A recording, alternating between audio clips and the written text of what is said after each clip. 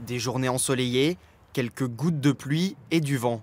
L'équation parfaite pour lancer la saison des pollens et le début d'une période difficile pour les allergiques. En mai, les pollens de graminées se dispersent facilement et ces herbes sauvages sont à l'origine des symptômes du rhume des foins. J'ai par exemple le nez qui me pique très souvent. Le nez, les yeux qui me pleurent, mais après c'est pas plus grave que ça. C'est gênant, après c'est vraiment par période. C'est fort sur une demi-heure, après ça se calme. Cette année j'éternue moins, mais l'année dernière j'avais éternué énormément. Difficile de prévoir car les allergies au pollen dépendent principalement de la météo. À l'hôpital Larrey, on accueille les patients pour examiner leur situation au cas par cas. Nous nous sommes vus l'année dernière, à la même époque, donc toujours pour ces problèmes d'allergie.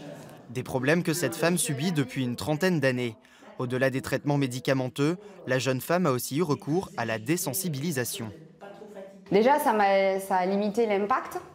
Et après, ça limite aussi quelque part le développement de nouvelles allergies, parce qu'on acquiert toujours de nouvelles allergies. Une fois qu'on commence, on ne s'arrête plus.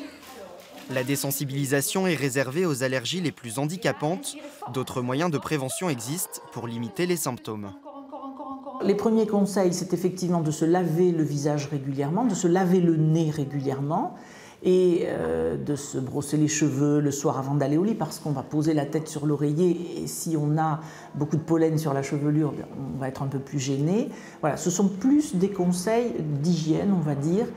La fréquence de la rhinite allergique a été multipliée par 4 au cours des 30 dernières années, une augmentation causée en grande partie par la pollution.